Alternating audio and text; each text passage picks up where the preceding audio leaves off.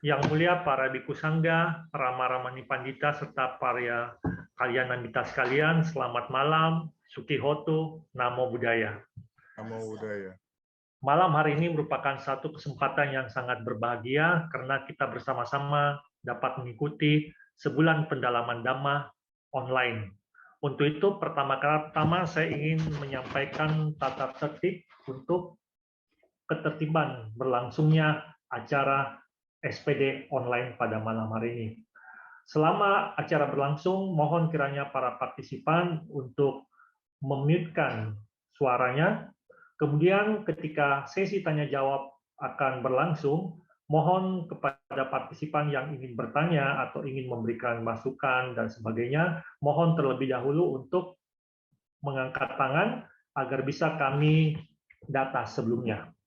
Oke, itu saja mungkin ketertiban untuk berjalannya Zoom kita. Selanjutnya kita akan segera mulai acara pada malam hari ini. Adapun susunan acara SPD online se-Sulawesi pada malam hari ini adalah yang pertama, nama Karapata, yang kedua, permohonan Pancasila, yang ketiga, perkenalan narasumber Bante Sri Ratano, yang keempat adalah pemaparan materi, yang kelima tanya jawab, dan yang terakhir kita tutup kembali dengan nama Karapata. Untuk itu kita akan segera memulai dengan nama Karapata. Mohon kiranya kepada kita sekalian untuk bisa menyiapkan diri, untuk bersikap anjali, dan bisa menjaga ketenangan sebelum acara ini berlangsung. Mari kita bersikap anjali. Saya akan memimpin dengan nama Karapata. Arahang Sama Sambuddho Bhagawa Buddhang Bhagawantang Abhiwademi Swakato Bhagawata Dhammo Dhammang Namasami Supatipano Bhagavato Sawaka Sanggo Sanggang Namami. Terima kasih Bante. Para Bante, Rama Ramani, serta para kalyanamita sekalian yang berasal dari berbagai wilayah di seluruh Nusantara. Merupakan satu kebahagiaan karena pada malam hari ini kita bisa bersama-sama berkumpul untuk mengawali SPD, sebulan pendalaman Dhamma online se-Sulawesi. Perlu kami informasikan kepada para partisipan sekalian bahwa SPD online se-Sulawesi ini digagas dan dilaksanakan oleh para Padesa Nayaka yang ada di 6 provinsi di Pulau Sulawesi, yaitu Padesa Nayaka Sulawesi Utara, Bante Abayanando Mahatera, Padesa Nayaka Gorontalo, Bante Silo, Padesa Nayaka Sulawesi Tengah dan Sulawesi Tenggara, Bante Candakaro Mahatera, dan Padesa Nayaka Sulawesi Selatan dan Sulawesi Barat, Bante Silayatano. Acara ini akan dilaksanakan pada setiap hari Senin dan Kamis, mulai tanggal 18 April pada hari ini dan akan berakhir pada hari Kamis tanggal 12 Mei mendatang. Pada kesempatan hari ini, SPD online perdana ini menghadirkan narasumber yang tentunya kita semua sudah ketahui bersama, yaitu Bante Sri Ratano Mahatera. Untuk itu, izinkan saya untuk membacakan riwayat singkat daripada Bante Sri Ratano. Penabisan Samanera atau Pabaja. Nama penabisan Sri Ratano, tempat penabisan Padepokan Dhammadipa Arama Malang.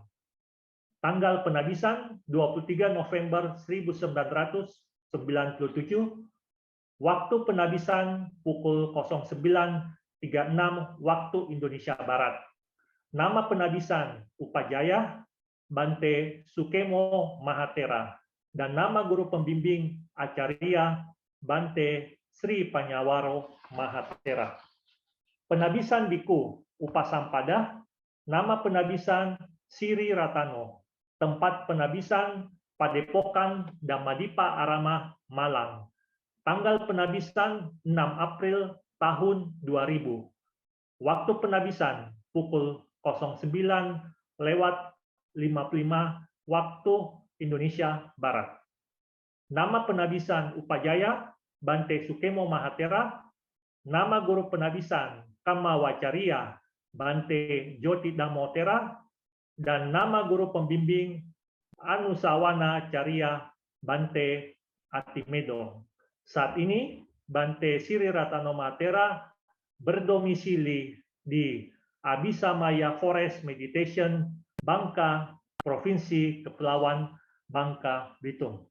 Untuk itu, kami persilakan kepada Yang Mulia Bante Siri Ratano Mahatera untuk bisa menyampaikan materi pada malam hari ini. Silakan Bante. Namo tassa bhagavato arahato sama sambuddhassa. Namo tassa bhagavato arahato sama sambuddhassa. Namo tassa bhagavato arahato sama sambuddhassa. Sukihoto Namo Buddhaya. Yang saya hormati Bapak Pembimas Provinsi Sulawesi Barat yang hadir bersama-sama kita. Juga saya tidak bisa melihat, mungkin ada juga Bapak Pembimas dari provinsi yang lain karena ini se-Sulawesi acara ini. Dan juga kepada para bante, para padisana kayaka yang telah menggagas adanya sebulan pendalaman Dhamma ini sebelum masa Waisak. Tentu ini menjadi manfaat dalam kebersamaan kita sebagai umat Buddha, yang mana memang kita perlu terus-menerus mengulang-ulang belajar Dhamma agar kita bisa memahami kehidupan ini, karena jika kita paham dengan kehidupan artinya kita mengetahui, mengerti hukum-hukum kehidupan. Setelah kita memahami, mengerti hukum-hukum kehidupan, sudah barang tentu sangat membantu kita dalam menjalani kehidupan yang memang kadang-kala terasa sangat rumit. Nah, namun ketika kita pikirkan dengan kejernihan, dengan dasar-dasar yang baik dan tepat, tentu hidup itu terasa amat berharga dan sangat bernilai. Maka atas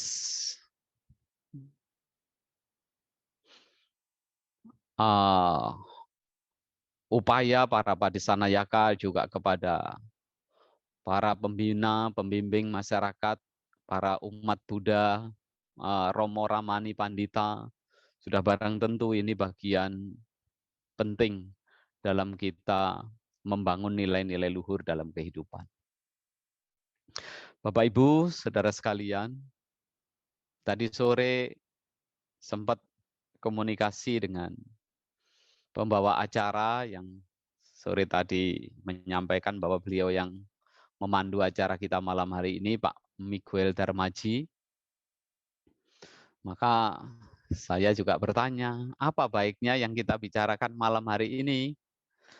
Nah, ternyata beliau ngomong-ngomong berkaitan dengan bolehkah Bante sungguh sulit terlahir sebagai manusia, dan bagaimana agar kita terdorong untuk senantiasa berbuat baik. Karena kita tidak tahu sampai kapan kita bisa berlangsung kehidupan kita. Nah, hal ini berkaitan, maka ya boleh kita bicarakan hal ini. Berkaitan dengan ada yang terdapat dalam Dhammapada itu, dalam Buddha Waga itu, kalau tidak salah ayat 182 kalau tidak salah ya. Kico manusa pati labu, kicang macanang jiwitang, kicang sadamang sawanang, kico budanang upadu. Dalam Dhammapada ini. Jadi, sungguh sulit terlahir sebagai manusia. Sungguh sulit kehidupan makhluk hidup. Sungguh sulit bisa mendapatkan ajaran benar, ajaran Dhamma. Dan sungguh sulit munculnya seorang Sama Sambuddha.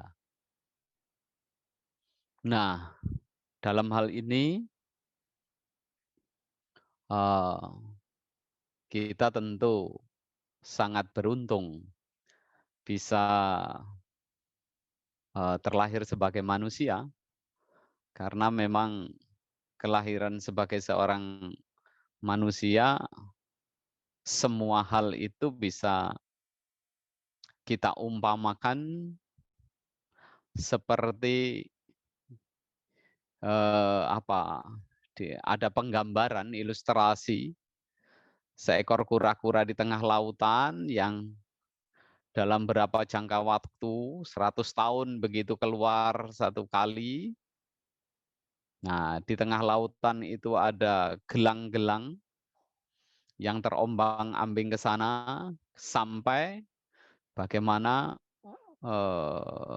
kepala dari kura-kura itu suatu ketika bisa tepat masuk di lingkaran yang terombang-ambing itu. Begitulah sebuah penggambaran. Tetapi dalam hal ini,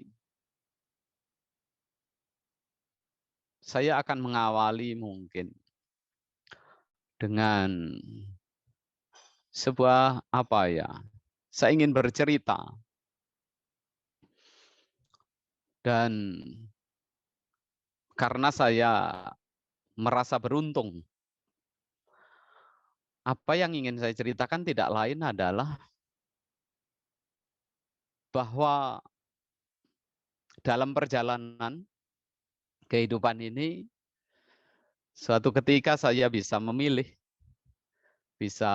memakai jubah menjadi samanera, dan akhirnya juga bisa berlanjut sebagai biku. Ini satu hal yang berharga, yang sangat bernilai, yang walaupun dalam perjalanannya bukan semata-mata kemudian bisa memahamkan diri sampai merasa beruntung. Tapi karena bimbingan para guru, para bante-bante dari Upajaya, Acarya, para bante di khususnya Sangga Theravada, maupun juga para bante senior yang pernah saya ikuti sebagai guru-guru, dan juga di mana beberapa kesempatan saya juga bisa bertemu dengan guru-guru yang cukup luar biasa kehidupan sebagai biku pada saat, walaupun sebentar di Sri Lanka, pernah berjumpa dengan Yang Mulia Dalai Lama, kemudian para bante yang senantiasa masih selalu mengingatkan. Kalau tidak, saya sendiri beberapa kali juga pernah berpamitan. Nah, namun karena para bante, ingat para guru, para bante, para senior maupun para junior yang kadang-kadang kita bisa berbincang-bincang, maka ini menjadikan saya satu ketika berpikir sungguh beruntung begitu. Jadi sangat banyak manfaatnya. Nah, keberuntungan ini tidak lain yang sedikit demi sedikit, setahap demi setahap, pada akhirnya dengan pergumulan di tengah-tengah masyarakat juga memberikan inspirasi dan juga pemahaman-pemahaman tentang Dhamma itu sendiri. Karena pada saat kita membaca, pada saat kita mendengar, seolah-olah tampak kadang kita mengerti, kadang kita tahu, namun secara batin kita belum memahami. Nah, setelah sekian lama berproses, suatu ketika bahwa Dhamma itu sungguh penting. Karena apa? Karena kita sering terjebak dalam kehidupan kita oleh pemikiran-pemikiran kita dan apa yang mungkin pemahaman-pemahaman secara umum yang tersebar di tengah-tengah kehidupan ini. Sehingga kita tidak bisa menjalankan atau melakukan apa yang mungkin tepat, yang lebih baik. Walaupun namun kita merasa punya manfaat karena belajar Dhamma, juga tidak serta-merta seseorang ini kemudian langsung mampu merubah secara total apa yang menjadi sebab-sebab ketidakpuasan dalam kehidupannya.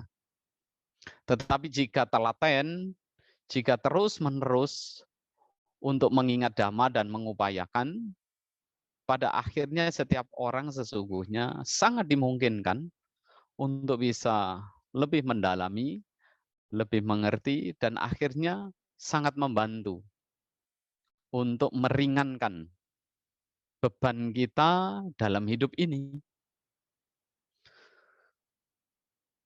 Nah, maka dari hal ini, memang apa yang diungkapkan Guru Agung Sang Buddha, seperti yang tertera dalam Dhammapada itu, memang tidak mudah kita hidup dalam kehidupan ini. Karena semua serba berubah, semua serba berproses, sedangkan secara umum imajinasi kita agar kita ingin tetap dalam satu keadaan yang menyenangkan, yang senantiasa cocok. Nah, ketika harapan-harapan tentang kecocokan ini semakin kuat, bahkan ketika kita menolak keberadaan ini, saya tidak mau kalau selain itu. Nah, ketika kita menolak, maka sesungguhnya di sana semakin besar penderitaan kita. Nah, oleh karenanya, Bapak Ibu Saudara sekalian, dalam sebulan pendalaman Dhamma ini menjadi satu momentum kita untuk terus mengenali, memahamkan diri kita, apa itu ajaran Sang Buddha. Dhamma yang kita pelajari sesungguhnya sangat simpel. Kebetulan saya juga berpikirnya agak simpel. Dulu pada saat saya ragu suatu ketika, memang dari kecil sebagai Buddhis, suatu ketika ragu, saya berpikir karena ada hal-hal yang saya anggap kurang sesuai, setelah saya tanyakan ke sana kemari juga tidak mendapatkan jawaban dalam ajaran-ajaran yang lain yang ada di sekitar saat itu, saya berpikir, ya kalau gitu lebih baik saya tetap ajaran yang lama, saya sebagai umat Buddha. Karena di ajaran yang lain tidak menemukan jawaban-jawaban itu, utamanya jawaban tentang keadilan.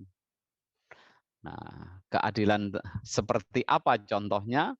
Ya pada saat itu ketika seorang wanita mendapatkan kemalangan, beritanya si wanita kemudian menjadi sangat frustasi, akhirnya bunuh diri.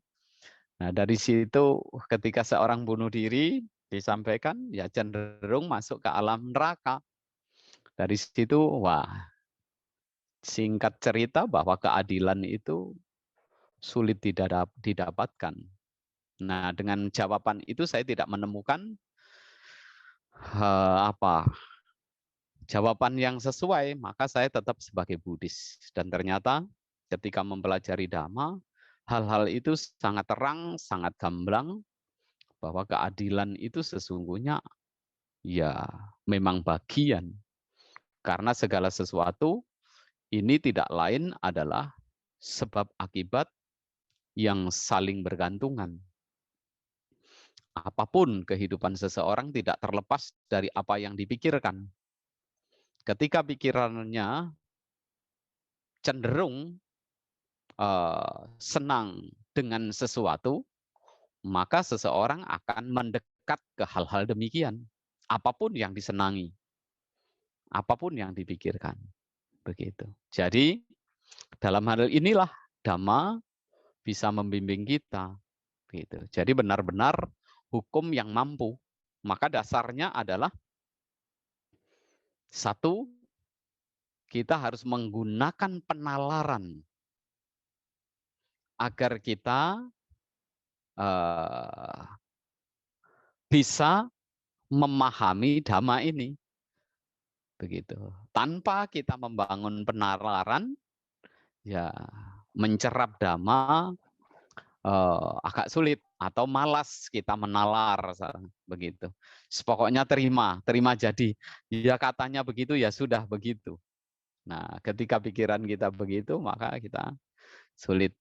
Nah, namun bagaimana kita menggunakan, kalau kita harus maju, apakah mungkin kalau kita hanya duduk diam, kalau kita lakukan dengan malas-malasan, kalau kita lakukan sebatas hanya ungkapan rasa doa, misal ungkapan-ungkapan doa, apakah cukup?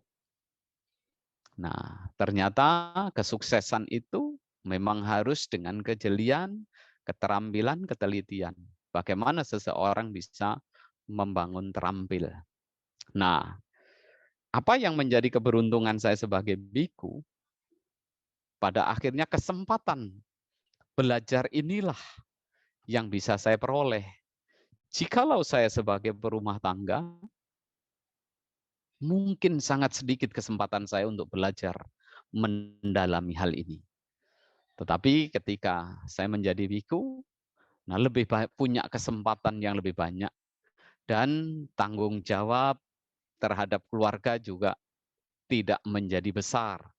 Sebatas bagaimana menjalin hubungan yang baik.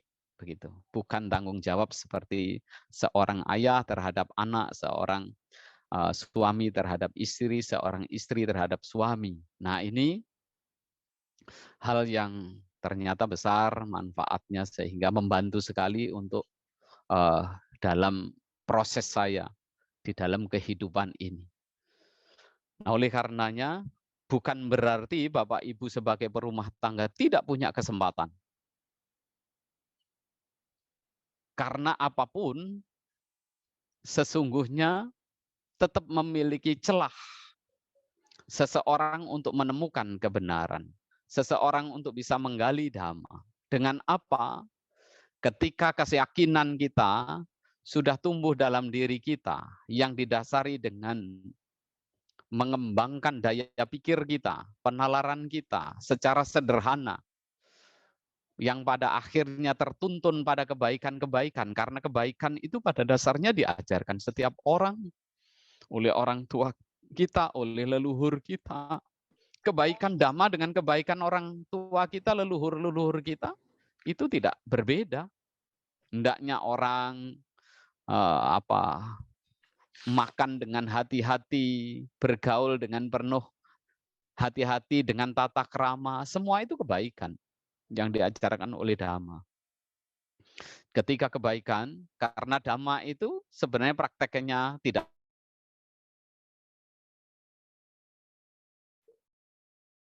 lain hanya atau sila dan samadhi. Samadhi itu kita berusaha mengenali diri sendiri. Bagaimana kita mengenali diri sendiri. Kalau saya mencangkul, sebenarnya tujuan saya apa ya? Oh, saya pengen agar nanti bisa panen, punya penghasilan.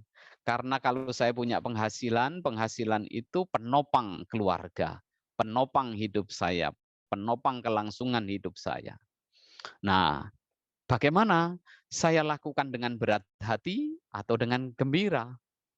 Maka ketika dia mengetahui batinnya ini demikian, itu salah satu proses yang penting dalam hidup kita. Gitu. Karena seringkali seseorang menjadi terjebak dengan berpikir bahwa wah gara-gara dia saya gagal. Gara-gara dia saya jadi begini. Gara-gara dia saya jadi begitu. Wah, saya sudah menolong dia, kenapa dia begitu? Nah, pikiran kita, pikiran seseorang ada kalanya cenderung keluar. Nah, maka samadhi tidak lain mengenali agar tahu proses batin kita, batin sendiri. Ini menyenangkan, tidak menyenangkan, atau mungkin perasaan-perasaan netral. Ketika kita bisa mengontrol, memungkinkan. Nah, kalau saya beginikan, kok perasaan saya lebih longgar. Kalau saya beginikan, ternyata ada keadaan begini, menekan.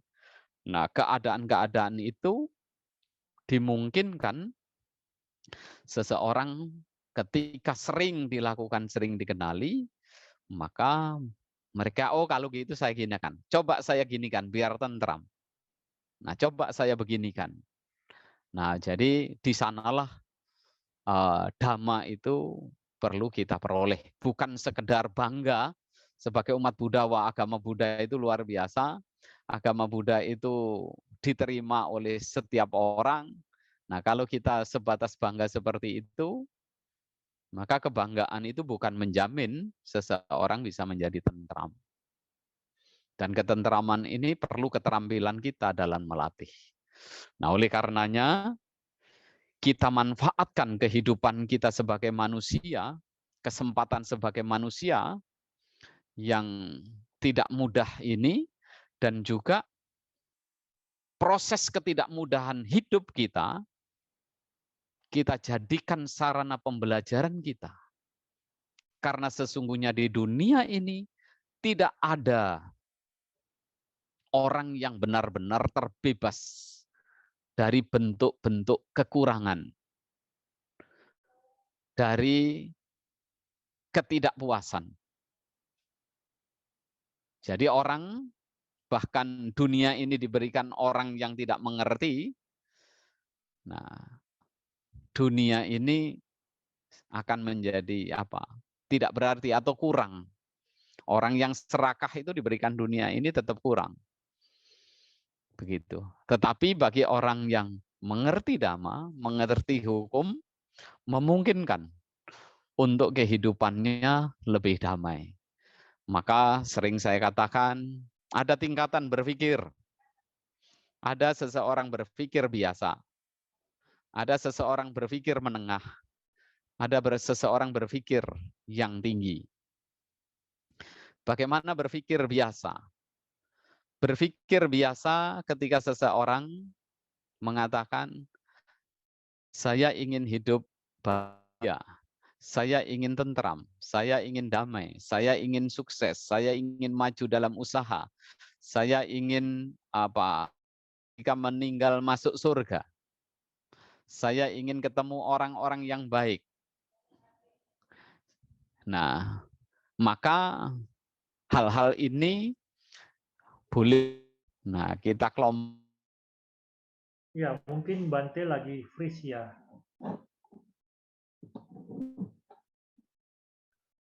Ya, sinyalnya mungkin hilang. Iya, Ditunggu. sepertinya sinyalnya iya.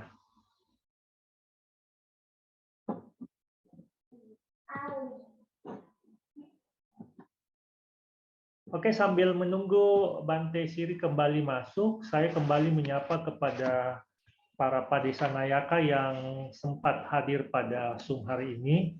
Jadi kegiatan SPD online ini digagas dan dilaksanakan bersama oleh Padisanayaka yang ada di 6 provinsi di Pulau Sulawesi. yaitu yang pertama Bante Abayanando Mahatera sebagai Padisanayaka Sulawesi Utara, Bante Wirasilo sebagai Padisanayaka Gorontalo, Bante Candakaro Mahatera sebagai Padisanayaka Sulawesi Tengah dan Sulawesi Tenggara, serta Bante Silayakano sebagai Padisanayaka Sulawesi Selatan dan Sulawesi Barat. Kemudian izinkan saya juga menyapa yang sempat hadir pada malam ini, yaitu Bapak Pembimas dari Provinsi Sulawesi Barat. Mungkin juga hadir para pembimas dari berbagai daerah. Selanjutnya saya juga lihat ternyata peserta partisipan kita pada malam yang berbahagia ini tidak hanya dari Pulau Sulawesi, tapi juga ada yang berasal dari Provinsi Papua. Izinkan saya menyapa kepada Romo Eko Susyono. Namo Buddhaya Romo. Kemudian juga, kemudian ada juga kepada Romo Supriyono dari Kalimantan Utara. Namo Buddhaya Romo. Ya, kemudian cukup banyak umat dari berbagai kota yang mungkin saya tidak bisa sebutkan satu persatu. Kita sambil menunggu kepada Bante Siri. Tadi Bante Siri sudah menyampaikan, ya sudah Bante? Sudah, bisa. Saya tidak ngerti. Ya, silakan Bante. Tadi terlempar Bante. Silakan Bante. Oke, saya lanjutkan. Bapak Ibu Saudara sekalian, mohon maaf, beginilah mesin. Jadi hidup itu seperti itu. Sebagai contoh seperti tadi, kita tidak mampu mengendalikan sepenuhnya, tapi kita bisa mengerti. Ketika kita bisa mengerti, bisa menerima, hal ini menjadi bagian saja, menjadi proses yang wajar saja. Jadi di mana usia tua, sakit, kematian, bagaimana umat Buddha melihat hal itu sebagai sesuatu yang wajar, bukan sesuatu yang menakutkan. Nah, maka tadi ada 3 pemikiran. Pemikiran yang kedua, pada saat seseorang mulai berpikir, mulai bertanya, mulai menggali, apa makna hidup? Sesungguhnya arti kehidupan yang sesungguhnya itu apa? Menggali, memahamkan diri tentang makna itu. Nah, dan yang ketiga, ketika ia mulai berpikir makna hidup, akhirnya menimbang-nimbang berkaitan, ketika bertanya tentang hidup kan tentu banyak bertanya pada diri sendiri. Walaupun bertanya kepada orang bagaimana tentang diri ini, karena dia akan mengkorelasikan pasti dengan diri sendiri. Akhirnya mengetahui diri sendiri, begini enak, begitu tidak enak, begini cocok, begitu tidak cocok. Dampak dari penggalian diri, penggalian pribadi ini, maka dimungkinkan seseorang mampu melihat tentang bentuk-bentuk atau makna dari sebuah kesejatian akan diri. Nah, kesejatian akan diri tidak lain kemudian akan berkorelasi bahwa ya di dunia ini memang tidak ada yang memuaskan. Ketika seseorang sudah berpikir demikian, dia akan mencari bagaimana menghentikan itu. Nah, ketika berpikir itu bagaimana menghentikan hal-hal yang tidak memuaskan, disitulah pikiran tinggi. Jadi pikiran pertama yang saya ulang, pemikiran awal, pikiran biasa, bagaimana saya kaya, bagaimana saya bisa maju, bagaimana saya bisa berhasil, bagaimana saya masuk surga, bagaimana saya agar hidup bisa damai. Nah, ini biasa. Jangan sampai lebih rendah lagi. Nah, yang kedua, apa makna dari hidup ini sesungguhnya? Dan yang ketiga, bagaimana sesungguhnya selesainya? Nah, maka ini 3 tahapan pemikiran yang baik dalam kesempatan ketika kita terlahir sebagai manusia. Begitu. Karena ketika makhluk itu terlahir di bawah manusia seperti alam binatang, nah mereka akan memikirkan hal itu tidak memungkinkan. Mereka kehidupannya cenderung bagaimana untuk mencari makan, yang dianggap nikmat, nafsu, dan kemudian tidur. Begitu. Nah, ini binatang. Mungkin makhluk-makhluk peta, makhluk-makhluk alam yang cenderung punya kegundahan, ketidakpuasan hati. Nah, serba tidak puas. Jadi bahkan kekurangan dalam berbagai hal, banyak hal. Nah, tetapi ketika menjadi alam dewa, seseorang terlahir di alam dewa, nah kalau dia tidak terbiasa dengan pengendalian diri, nah maka juga akan cenderung untuk menikmati kehidupan karena buah daripada kebajikan-kebajikan yang dilakukan di masa lampau. Nah, kesempatan sebagai manusia ini maka sungguh beruntung, sungguh menjadi kesempatan yang luar biasa. Nah, maka boleh kiranya dengan begitu, apa yang sudah kita lakukan? Dan sejauh mana kita bisa bertahan dalam kehidupan ini? Maka dengan demikian, ketika penggalian kedamaian itu, penggalian tentang spiritual itu terbangun dalam diri pribadi manusia, pribadi seseorang, maka dimungkinkan pikirannya menjadi lebih tenang, karena tidak gampang khawatir, tidak gampang takut, tidak gampang cemas. Ketika orang tidak khawatir, tidak gampang takut, tidak cemas, artinya batinnya tenang. Ketika batin ini tenang, batin itu lebih murni, lebih jernih. Ketika batin seseorang jernih, sesungguhnya lebih mudah melihat peluang hidup ini.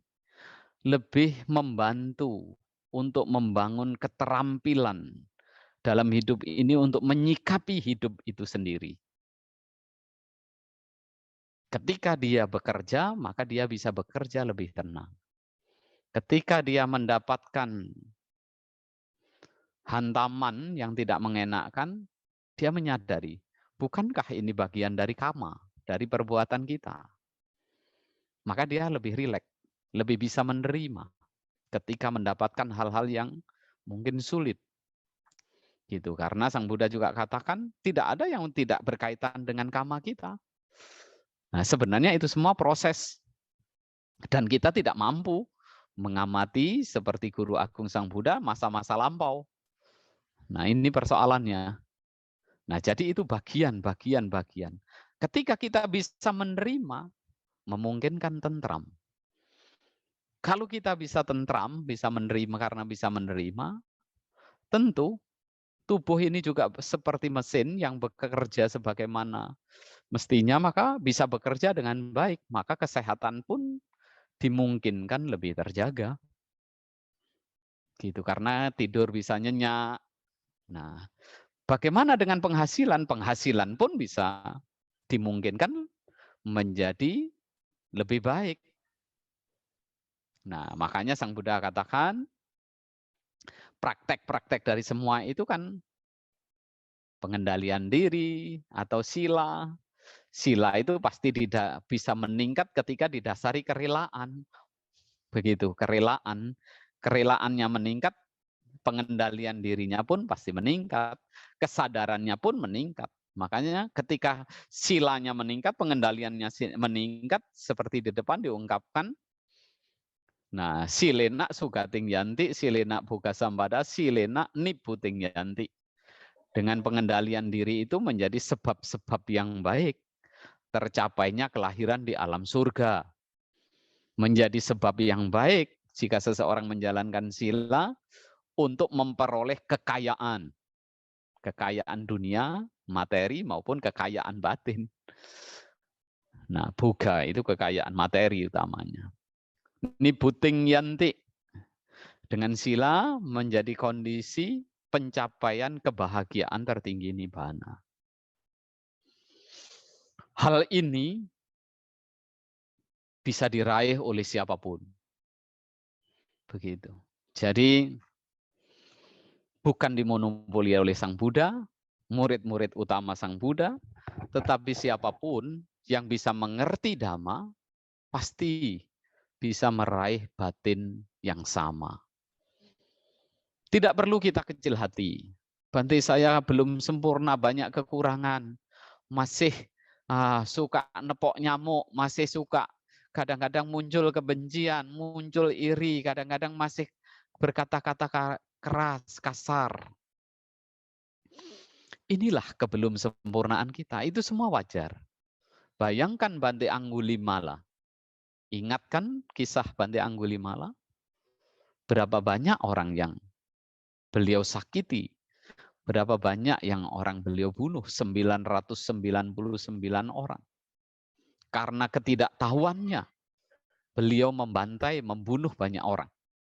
Namun setelah mengerti, karena bertemu Sang Buddha, menyadari, memahami secara mental, maka saat itu penderitaannya lenyap. Saat penderitaannya lenyap artinya secara batin tidak ada tekanan sedikit pun. Karena mengerti.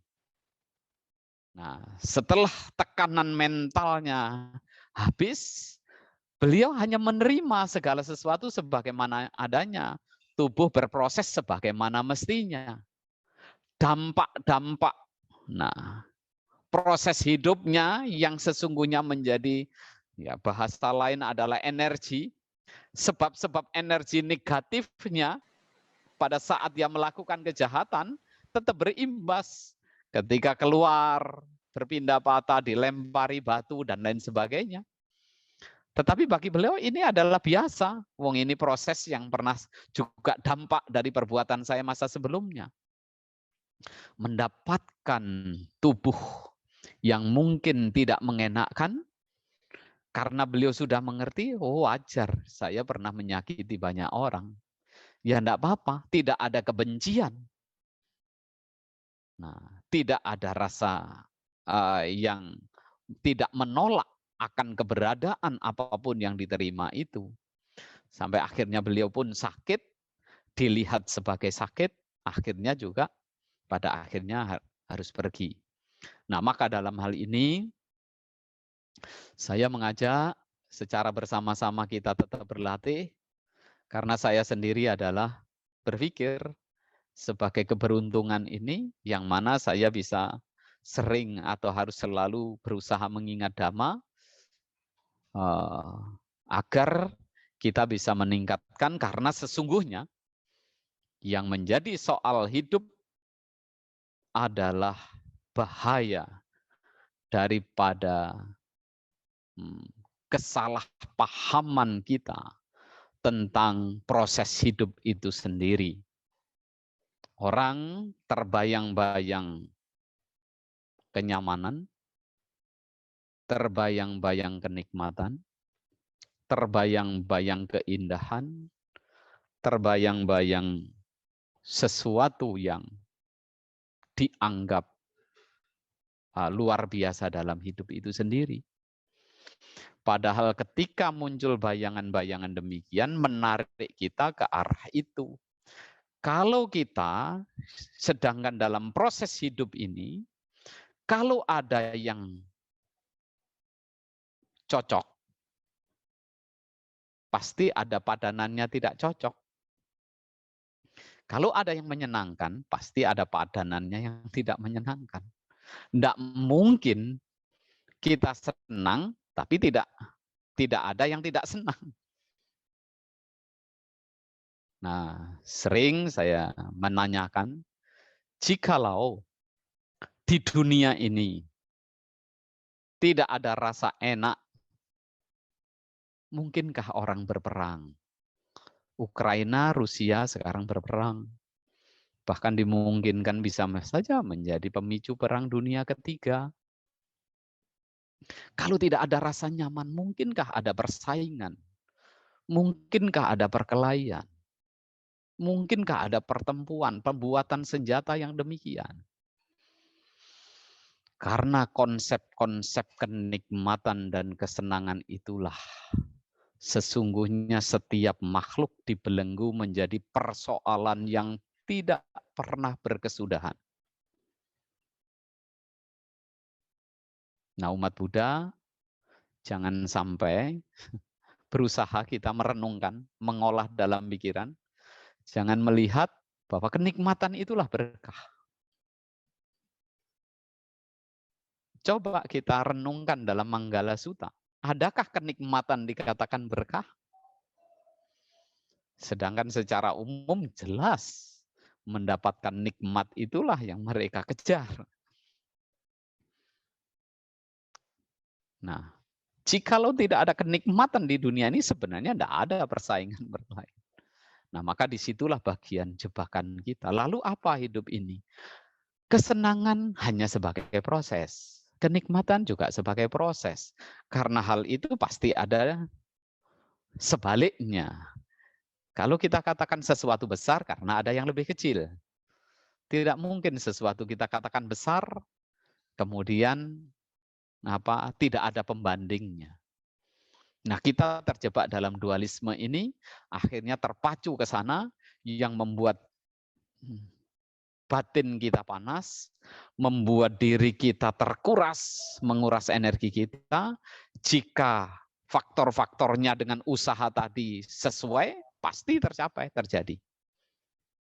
Nah, demikianlah terus-menerus setiap makhluk akan berputar. Sampai kapan? Sampai ia berhenti. Berhenti membayang-bayangkan apa yang dikatakan bagus, dikatakan enak, dikatakan nikmat. Selama ada bayangan itu ya seperti itu yang akan tercapai. Tinggal tunggu faktor-faktornya.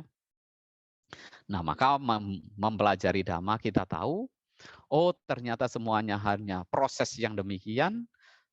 Tidak mungkin tidak ada penderitaan ketika orang ingin menikmati kenikmatan, maka kita mencoba.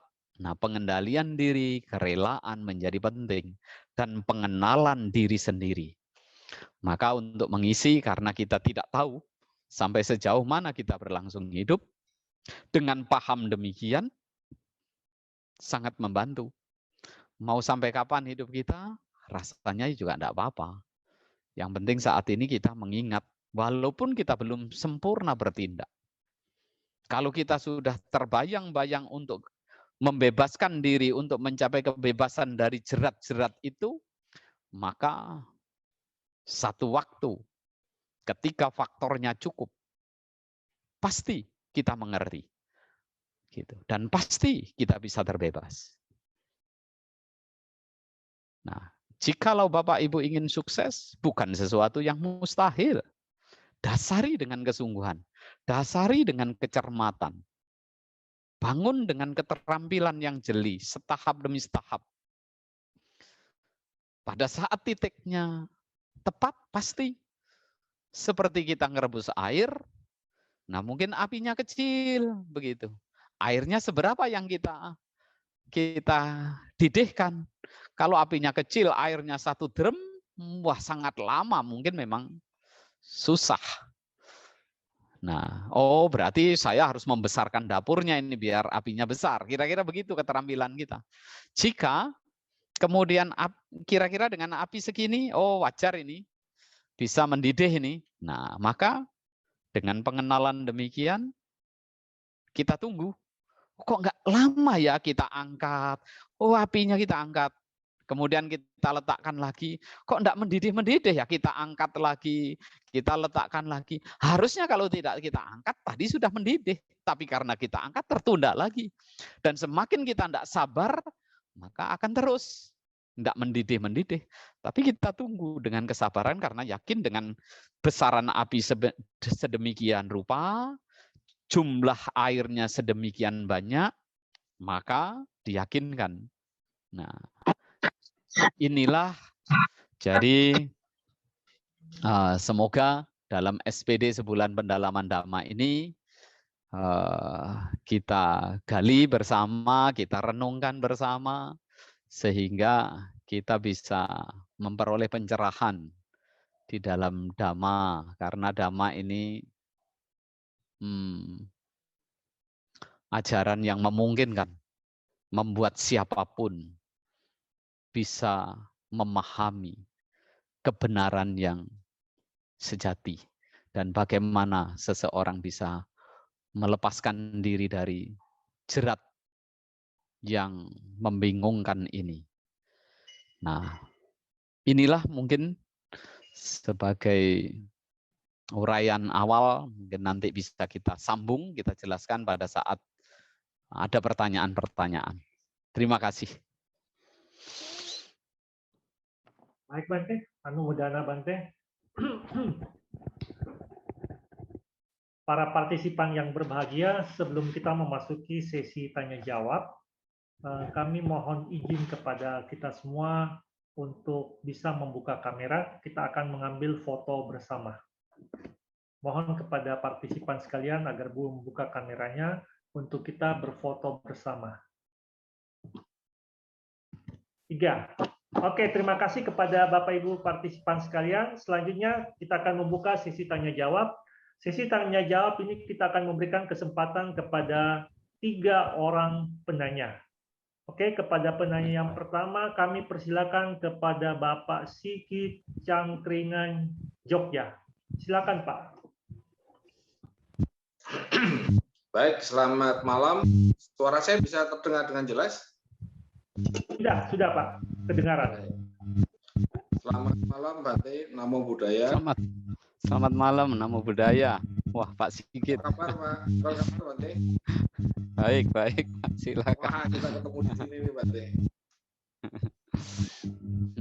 Ya, Bante, ada satu pertanyaan tadi sudah dijelaskan mengenai hukum kehidupan, terus kemudian juga adanya hukum sebab akibat, Bante.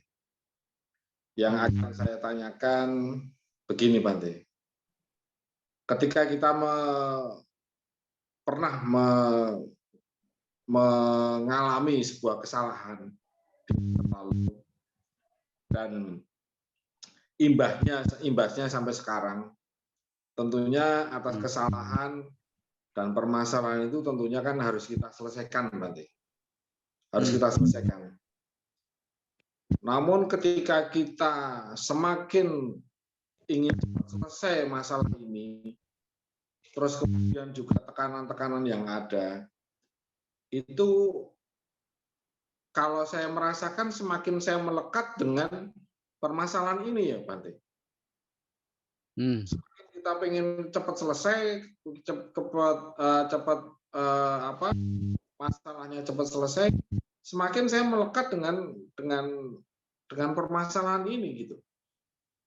Kira-kira bagaimana, Bante, untuk saya bersikap gitu? Terima kasih, Bante. Baik, terima kasih Baik. Pak Sigit. Ya, silakan Bante. Bukan 3 penanya, langsung? Ya, langsung aja dulu Bante. Oh, baik. Saya paham apa yang ditanyakan Pak Sigit kelihatannya.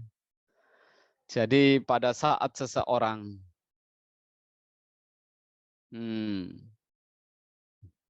menyesali atau pernah melakukan kesalahan, kemudian memang ada dampak-dampak, kemudian tekanan itu menjadi begitu besar. Mengapa?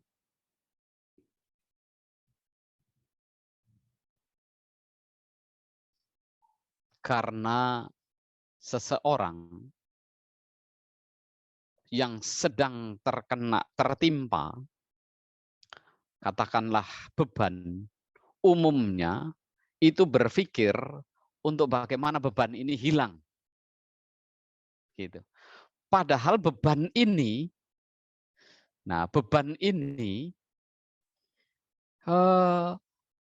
perlu ada faktor-faktornya untuk lepas.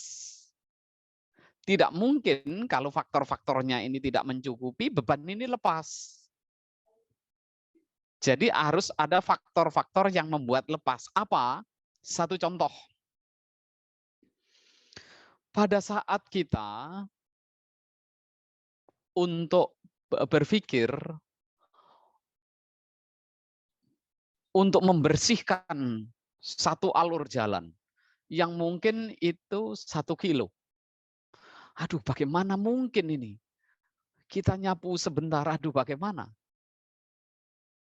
Nah, sebenarnya yang perlu kita lakukan ketika kita ingin membersihkan jalan 1 kilo, yang penting langkah pertama yang harus menjadi fokus. Nah, pada saat yang bekal kita hanya sapu, katakanlah gitu, ya sudah, nyapu saja. Sapu saja. Nah, sejauh mana yang kita bisa sapu sehari itu, sapu saja tiap hari, katakanlah begitu. Maka tiap hari itu kita sapu saja, karena faktor kebersihan alat kita hanya sapu. Kemudian kita ingin membersihkan jalan itu yang mungkin panjangnya 1 kilo dan kita sendiri sapu saja. Sapu saja. Ketika kemudian orang bertanya, "Loh, kamu katanya membersihkan mau membersihkan jalan itu." Iya, ini saya sudah membersihkan. Nah, jadi dia sudah bergerak. Loh, kenapa enggak dengan hal-hal yang lain? Saya memungkinkan ini, sapu saja. Nah, maka orang itu akan mengerti. Begitu, karena memang punyanya sapu. Oh ya, kalau gitu agar cepat bersih, saya belikan mesin. Mungkin ada orang yang begitu. Karena dia sungguh-sungguh. Nah, kenapa dia bisa itu? Pertama, penerimaan. Sebelum kita bisa menerima sebuah keberadaan, kurang sebagai kurang, dampak buruk sebagai dampak buruk, faktor baik sebagai faktor baik, maka sangat sulit kita merubah. Jadi kita harus berusaha menerima. Tertimpa sebagai tertimpa. Nah, jangan fokus, aduh bagaimana nanti kalau begini, aduh bagaimana kalau dia ini. Nah, jadi kita siap. Siap itu kita terima. Terima itu kita meletakkan semua pada keberadaan yang harus kita terima. Begitu. Jadi, setelah proses penerimaan, kemudian kita apa faktor menuju ke situ. Mau berapa lama biar saja. Dengan kesungguhan, disitulah harus ada ketulusan, ada kesungguhan, kerendahan hati, pikiran yang baik. Sesungguhnya, jika itu sudah dilakukan, tinggal tunggu waktu. Bagaimana Bante kalau kemudian karena faktor yang lalu kemudian menjadi bebannya besar? Itu pun proses. Ketika kita siap, kesiapan itu membangun ketenangan. Ketenangan itu memungkinkan kita melihat celah. Nah, ketika celah kita bisa lihat, nah maka di sanalah potensi baik akan tumbuh. Bahkan persoalan itu bisa saja menjadi cepat terselesaikan. Jadi, untuk menyelesaikan apapun, juga dasarnya dari dalam diri kita. Kalau kita punya hutang kita tidak mau bayar, sayang uang kita berkurang, tidak akan pernah selesai.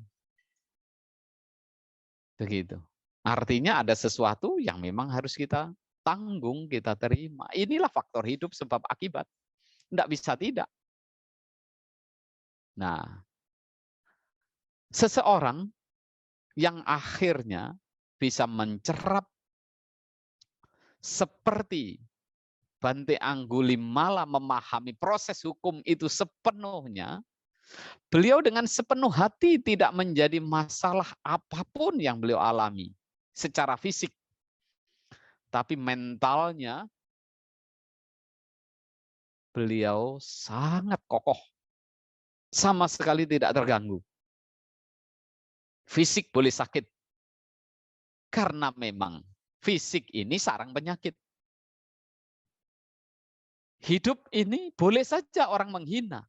Bukan karena kita dihina, kita menjadi terhina. Karena perbuatan hinalah yang membuat seseorang terhina. Ketika dengan tanggung jawab sesuai dengan apa yang dasar-dasar yang kita miliki, maka sesungguhnya biarpun orang mencela kita, tidak mungkin membuat diri kita tercela. biarkanlah orang menghina kita. Tetapi dengan dasar kebenaran, tidak mungkin orang menjadi terhina karena dihina orang. Orang terhina karena memang perbuatan hina. Perbuatan yang tidak hina bagaimana? Perbuatan yang penuh tanggung jawab. Segala hal hanya proses. Ketidaknyamanan itu hanya proses saja. Nah, maka hal ini kita perlu merenung secara mendalam.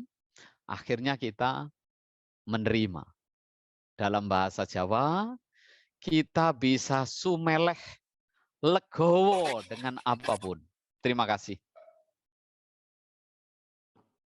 Ya, terima kasih Bante. Bagaimana Pak Sigit? Sudah sangat jelas jawaban dari Bante. Ya, terima kasih. Oke, makasih Pak Sigit. Kepada partisipan selanjutnya yang ingin bertanya, silakan, kami persilakan. Kita masih punya cukup waktu. Sambil menunggu Bante. Iya. Siapa? Ya, ada yang ingin bertanya? Ya, oke. Kalau sambil menunggu kepada partisipan yang ingin bertanya, saya ingin bertanya satu hal, Bante. Tadi Bante sudah menyampaikan dengan sangat jelas tentang bagaimana atau apa yang kita harus lakukan untuk bisa memahami kehidupan ini dengan lebih baik sebagai faktor utama dari manfaat kita mengenal Dhamma, Bante. Nah, saya tergelitik, Bante. Selama ini mungkin kita sebagai umat Buddha sudah lama mengenal Dhamma, Bante, tapi kadang mungkin Dhamma yang kita kenal itu masih hanya sebatas dalam bentuk teori. Contohnya seperti ini, Bante. Misalnya, ketika ada teman-teman, ketika ada umat, atau ketika ada saudara yang sakit, kita sering bisa memberikan pemahaman kepada dia agar bagaimana dia tetap harus semangat, dia bagaimana harus tetap menjaga kesehatannya, bagaimana dia harus punya tetap semangat hidup untuk bisa menjalani dan menjadikan Dhamma sebagai obat dalam kehidupan ini, Bante. Tapi kemungkinan besar ketika itu terjadi pada diri kita, itu kadang kita tidak pernah menganggap itu sebagai obat, Bante. Nah, kita hanya menganggap bahwa ya mungkin kita hanya mengerti secara teori, tetapi ketika kejadian itu kita alami secara langsung, kita ternyata belum sanggup untuk menggunakan Dhamma itu sebagai obat. Nah, ini yang saya ingin tanyakan, Bante, bagaimana sih sebenarnya yang dikatakan bahwa ketika kita mengalami satu masalah atau satu kesulitan atau satu kendala, bagaimana kita menjadikan Dhamma itu sebagai obat, sebagai pegangan, sebagai solusi agar kita yakin untuk bisa terkeluar dari kondisi tersebut, Bante. Iya, baik. Menarik juga ini.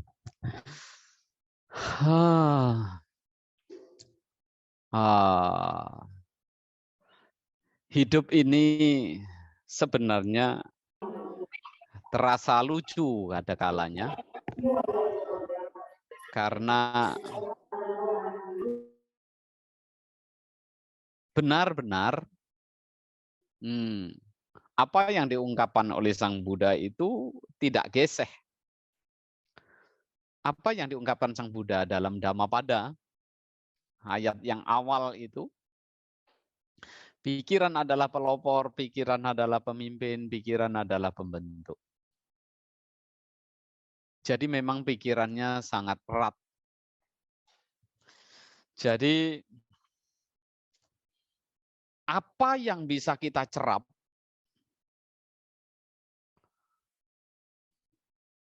doktrin-doktrin atau dogma-dogma yang sudah kita cerap dari kehidupan yang berlangsung terus-menerus, yang umum itu semua tertanam dalam benak kita, yang terus bekerja sama di dalam proses berpikir kita.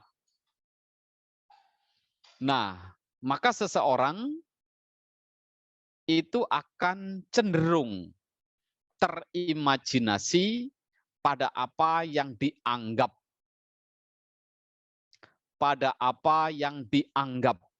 baik. Jadi imajinasinya pada apa? Apapun, siapapun. Nah, yang dianggap baik itu apa? Dia akan mengarah ke situ. Menjadi ukuran sukses, ukuran berhasil. Nah, ini anggapan itulah yang sesungguhnya satu bagian pengunci batin kita. Sehingga ada kalanya tidak ada konsep, karena konsep kita sakit itu pokoknya tidak enak. Sakit itu pokoknya sesuatu yang tidak perlu. Sakit itu adalah sesuatu yang harus dimusuhi. Sakit itu pokoknya adalah hanya orang yang jahat. Begitu kira-kira. Nah, jadi kita tidak punya konsep untuk bahwa sakit itu biasa. Nah, pada saat begitu, maka sakit menjadi virus atau menjadi bencana bagi orang tersebut. Bahkan hidupnya selalu tidak tenang, akan dihantui rasa takut. Nah, saya dan Pak Miguel ini kan pernah menjadi alumni yang mungkin masih proses awal. Pak Miguel lebih awal. Alumni virus. Ya, corona begitu. Waktu itu memang seperti sangat mengerikan, menjadi momok. Obatnya belum diketahui dan lain sebagainya.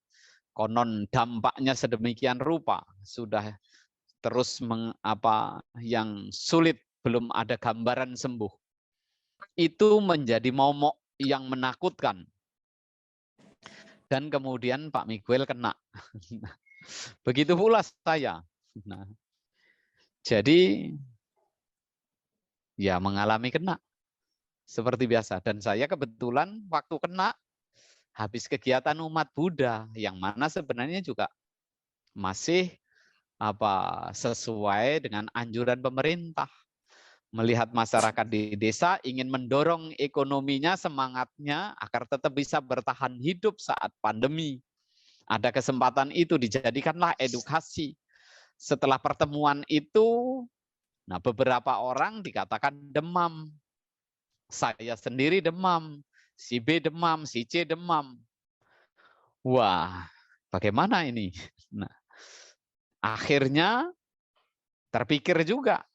Nah, sedangkan saya berbalik sendiri, rasanya saya siap saja saat itu sebenarnya. Pikirnya begitu. Kalau sampai kena itu enggak ada, ya sudahlah, apa boleh buat. Kira-kira begitu. Dalam hati saat itu. Tetapi beberapa waktu mengalami rasa yang sulit. Utamanya karena mikirkan yang lain, dampaknya ini tidak mungkin mereda. Sambil memang menunggu pengobatan menjadi belum maksimal, kira-kira begitu. Nah, sesak ini bukan sesak. Seperti kita kekurangan oksigen saat itu. Pernah satu hari, waduh, rasanya sangat dada panas, tidak bisa bernafas. Dengan berontak, pikiran berontak ingin mencari nafas, tapi yang pertama ketemu. Begitu. Jadi sesekali, tidak terus-menerus begitu.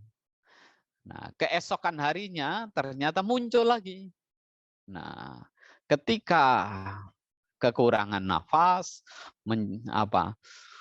berontak, wah sedemikian rupa bagaimana? Ternyata nafasnya ternyata ada lagi. Gitu. Nah, berikutnya terjadi lagi ternyata. Kemudian sangat seperti kurang bernafas, pokoknya merasakan sudah tidak tahu harus bagaimana, pokoknya panas semua, tidak dapat nafas. Semakin berontak, lu kok semakin begitu. Dengan menyadari kok semakin berontak, saat itu saya, wah sudahlah. Kalau memang ini mungkin, saya kemudian teringat, sepertinya tidak bisa ini dengan berontak ini. Saat itu, kemudian saya mempertahankan, bertahan diem, malah saya tidak bernafas, muncul terbayang, saat-saat tertentu, saat kita latihan meditasi, kadang-kadang nafas itu sangat halus, bahkan sekali waktu seperti tidak bernafas. Nah, kebetulan Pak Miguel, saya ingat itu. Jadi saya tahan nafas saya malahan, kemudian saya munculkan bayangan saat pernah meditasi. Nafas yang sangat halus seperti tidak ada itu. Dari situlah, setelah ditahan, pelan-pelan saya lepas, kok mulai muncul lagi seperti angin yang masuk ke hidung saya, begitu kira-kira. Jadi setelah itu saya diam saja, menghemat nafas itu. Nah, ternyata lama-lama, oh biasa-biasa. Nah, setelah saya buka entah bagaimana, hidung saya itu ternyata sudah di lantai. Nah, begitulah. Jadi saya merasa beruntung bagian. Mungkin kalau saya tidak pernah, ya saat itu saya persis tahu pada saya terbayang saat meditasi sekali waktu dengan nafas yang sangat halus. Nah, saat itu bagi saya, saat corona itu sangat menolong ternyata. Nah, begitulah kira-kira. Jadi, bagaimana seseorang memahami ini? Ketenangan. Apapun sesungguhnya ketenangan penting. Apa dasar ketenangan? Selain satu berarti pengalaman baik, pengalaman hidup yang ini. Yang kedua adalah pengetahuan. Tidak ada cara lain. Pengetahuan ini satu, kita bisa membaca buku, mendengar ceramah, berdiskusi, atau analisa kita ketika melihat segala sesuatu, pikiran kita ketika kita kaitkan dengan tidak lain. Anicca, dukkha, anatta, begitu. Perubahan, ketidakpuasan, dan sesungguhnya apa intinya dalam hidup ini. Ketika penalaran kita diinduki oleh perubahan, ketidakpuasan, dan memang tidak ada inti, alur penalarannya dikaitkan ke sana, maka alur penalaran itu akan memberikan pengetahuan kepada seseorang tentang makna hidup ini. Dan ketika menerima, itu membantu seseorang bisa menerima. Pada saat bisa menerima, disitulah ketenangan muncul. Karena dengan pemahaman itu membantu kesiapan tadi. Yang di depan saya katakan, orang bisa menjadi lebih sumeleh, lebih bisa menerima. Ketika saya harus mendapatkan kemalangan, ini toh dari perbuatan. Nah, jadi hal ini menjadi sangat penting bagi seseorang. Maka selain seseorang belajar, nah pertanyaannya bagaimana umat Buddha ini? Kita belajar membaca, berdiskusi, selalu bertanya. Nah, kemudian juga kita menggali apa toh anicca itu, apa dukkha itu, bagaimana anicca dukkha ini di dalam diri, apa yang dimaksud dengan anatta, ketidak ada dirian, ketanpa intian, atau orang lain mengatakan kosong-kosong tapi isi dan seterusnya. Ketika kita analisa dengan demikian, maka memungkinkan seseorang memiliki pengetahuan secara batiniah. Yang biasa dalam Dhamma disebut cinta maya panya. Jadi pengetahuan yang diperoleh dari renungan. Pengetahuan yang diperoleh dari ada bahasa ini kontemplasi begitu. Memahamkan diri, menggunakan pikiran. Dalam bahasa orang-orang psikolog, pikiran ini semua hal kan bagian atau bahkan dibentuk oleh pikiran. Pikiran yang mengawali, maka memungkinkan pikiran juga mengakhiri. Begitu. Karena diawali oleh pikiran. Pikiran juga memungkinkan untuk bisa menyelesaikan. Nah, penyelesaiannya itu sejauh mana ketika pengetahuan itu bukan semacam hanya imajinasi yang di luar, tetapi sudah ada dampak di dalam batin kita. Oh, ketika kita merasakan nafas masuk, nafas keluar, iya ya, ternyata lebih tentram.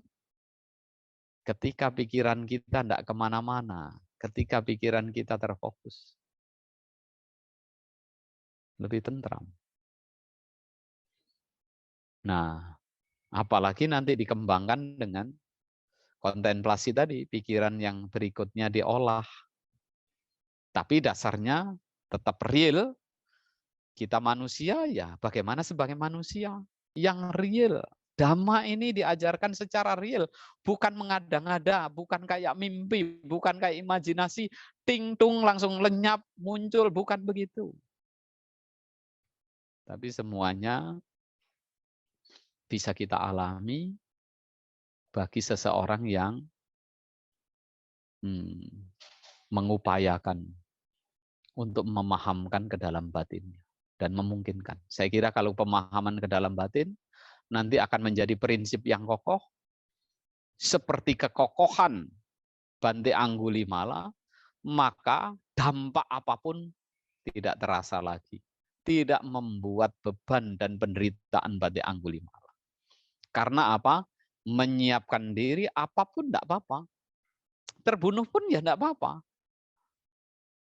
Nah, karena semua tidak apa-apa coba. Yang tidak enak saja sudah tidak apa-apa, kan gampang kita kalau dapat enak. Kalau kita takut tidak enak itu masalah. Saya kira begitu. Baik Bante, terima kasih. Tadi saya melihat Pak Cancang ingin bertanya, penanya terakhir kepada Pak Cancang, silakan.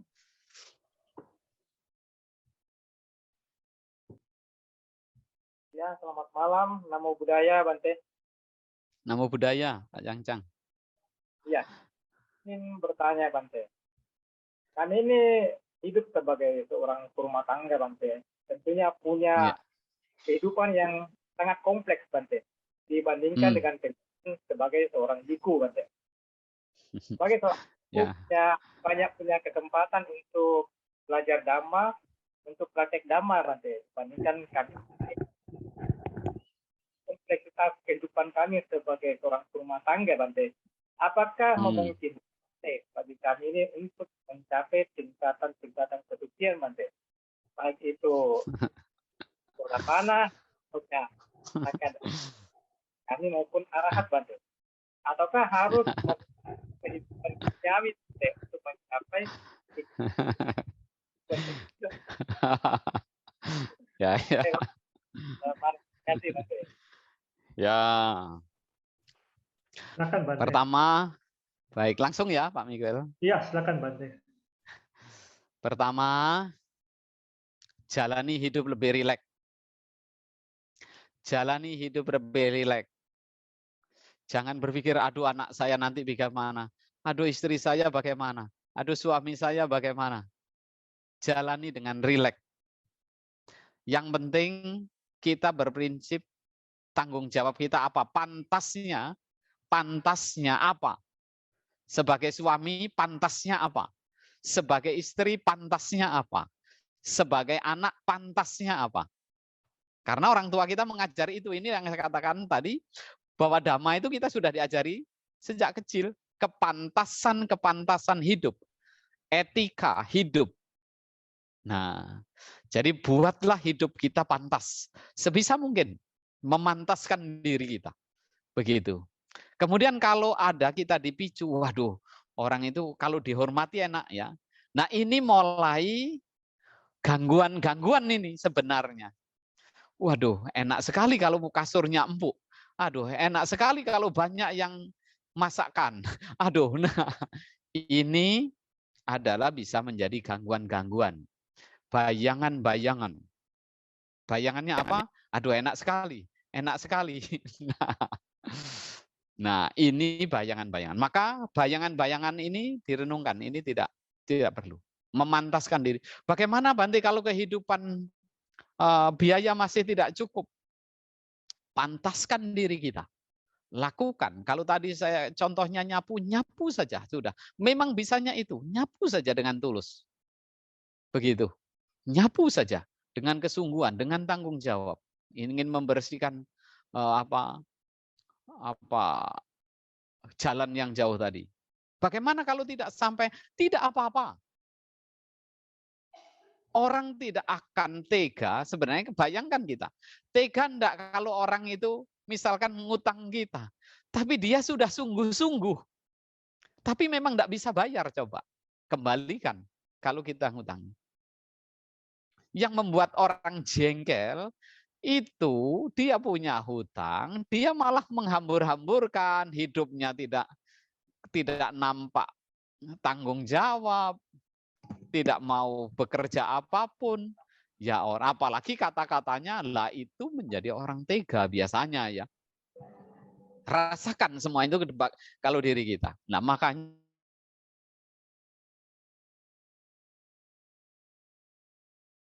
lakukan tanggung jawab dengan mengerti. Nah akhirnya mengerti semuanya ini kan proses itu semakin kuat. Semakin kuat. Dia tidak takut lagi dituduh. Dia tidak takut lagi kalau sampai ini. Bagaimana bantu anak? Lah itu bagian.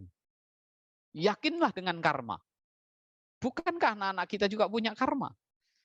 Istri kita juga, istri saudara, bukan istrinya Bante. Tidak punya istri. Nah, juga punya ini.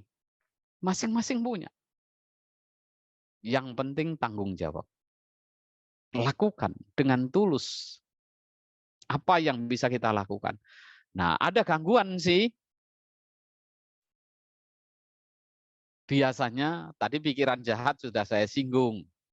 Ketika kita kadang-kadang menutupi dengan gengsi, dengan apa, itu kan pikiran sebenarnya pikiran yang tidak berguna, tapi itu biasanya tersebar dalam lingkup kehidupan kita.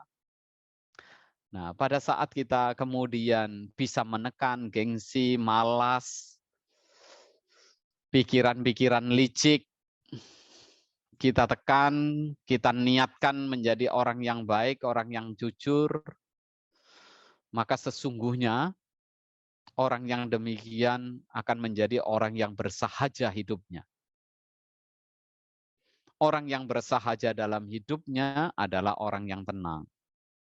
Bila kemudian menemukan tentang kesejatian hidup, mengerti tentang kehidupan, hakikat kehidupannya, yang dilandasi dengan hidup yang bersahaja tadi, bukan tidak mungkin batinnya seseorang akan menemukan kedamaian. Wisaka sejak gadis mencapai kesucian Sotapana. Bante Anggulimala melakukan demikian banyak karena ketidaktahuannya, karena hasutannya, dan batinnya cukup memiliki pemahaman mencapai kesucian. Jadi, Bapak Ibu Saudara sekalian, kesucian yang diungkapkan, dibabarkan dengan berbagai cara oleh guru agung kita, sangat dimungkinkan dimiliki setiap orang. Jadi bukan tidak mungkin orang itu kemudian tidak mampu.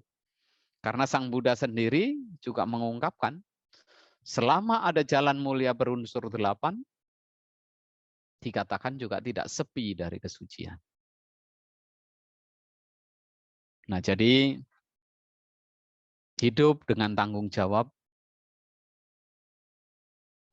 menjadi dasar awal, kemudian tidak menghayal, mengada-ngada.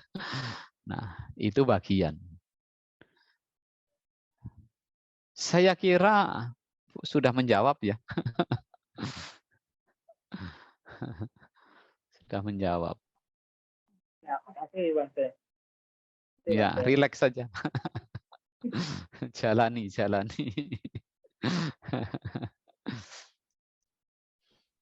Baik Bante, terima kasih atas jawaban Bante karena kita sudah di penghujung acara Bante. Saya tidak bisa menyimpulkan apa yang telah Bante sampaikan, cuma cukup banyak pencerahan yang dapat kita peroleh pada malam hari ini, bagaimana hendaknya Dhamma yang sudah kita pelajari sejak awal itu bisa menjadi pegangan dalam kehidupan kita. Mari kita jadikan Dhamma sebagai penuntun dalam kehidupan kita, tidak hanya sekedar sebagai teori saja, tetapi bagaimana Dhamma bisa membimbing, menuntun kita untuk bisa kita semakin tekun, semakin bersemangat dalam mempraktekkan Dhamma. Terima kasih kami. Boleh satu lagi saya pesen. Oh, silakan Pak Bante, Miguel. silakan. Ya, silakan Bante. Pesen ya. Ya, bisa. Ya, kita belajar Dhamma, kita berorganisasi. Jangan juga artinya, wah semua ini untuk wihara saya. Untuk tidak. Jadi ketulusan tadi, berpikir bersahaja, pokoknya berbuat saja, berbuat untuk siapapun. Dengan dasar berbuat itu penting. Sehingga kita tidak, nanti umat Buddha tidak sibuk, akhirnya harus berkompetisi, wah wihara saya harus besar. Tapi kalau kita lakukan dengan tanggung jawab, dengan tulus, nah maka itu menjadi berkah dari Sang Buddha. Saya kira akan menjadi kekuatan yang baik. Itu mungkin tambahan Baik, sedikit Bante. terakhir.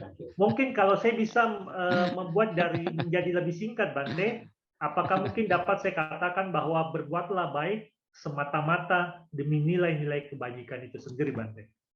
Ya, boleh. Baik, Bante. Anumodana kami aturkan kepada Bante Sri Ratano yang sudah memberikan pemahaman kepada kita yang luar biasa sebagai narasumber dalam sebulan pendalaman Dhamma online se-Sulawesi yang kita awali pada hari ini.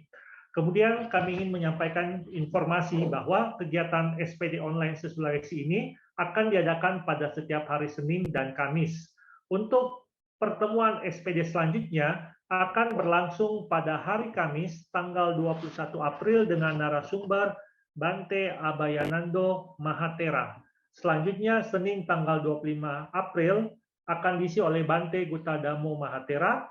Hari Kamis tanggal 28 April oleh Bante Jyotidhammo Mahatera. Hari Senin tanggal 2 Mei oleh Bante Attadhiro Tera. Kamis 5 Mei oleh Bante Dhammajato Tera. Senin 9 Mei oleh Bante Subapanyo Mahatera, dan akan ditutup pada tanggal Kamis 12 Mei oleh Bante Santacitto. Sekali lagi kami haturkan banyak terima kasih kepada partisipan sekalian, kepada seluruh peserta dari seluruh Nusantara yang telah berkenan hadir dan berpartisipasi di dalam kegiatan SPD online se-Sulawesi ini.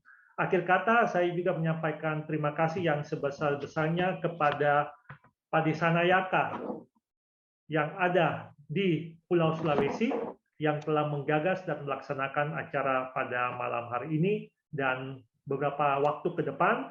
Terima kasih kami aturkan kepada Bante Abhayanando Mahatera selaku Padisanayaka Sulawesi Utara, kepada Bante Wirasilo sebagai Padisanayaka Gorontalo, kepada Bante Candakaro Mahatera sebagai Padisanayaka Sulawesi Tengah dan Sulawesi Tenggara, serta Bante Silayatano selaku Padisanayaka Sulawesi Selatan dan Sulawesi Barat. Saya atas nama Miguel Darmaji memohon maaf sekiranya di dalam pelaksanaan acara ini ada kekurangan. Semoga di dalam kegiatan-kegiatan berikutnya kita tetap lebih bersemangat dan bisa menjadi lebih baik lagi. Mari kita gemakan Hari Trisuci Waisak dengan lakukan mempraktikkan Dhamma dan ikuti terus sebulan pendalaman Dhamma online se-Sulawesi.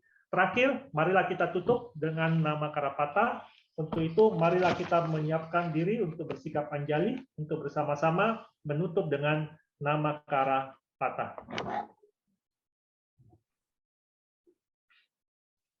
Arahang Samma Sambuddho Bhagawa Buddhang Bhagawantang Abhiwademi Swakato Bhagawata Dhammo Dhammang Namasami Supatipanno Bhagavato Sawaka Sanggo Sanggang Namami Sabe Satta Bhavantu Sukitata. Semoga semua makhluk berbahagia. Sadu, sadu, sadu. Terima kasih Bante, para Bante, Romo Ramani sekalian, serta para Kalyana Mitata. Sampai ketemu di dalam SPD online pada hari Kamis. Namo Buddhaya. Namo Buddhaya. Namo Buddhaya. Bante.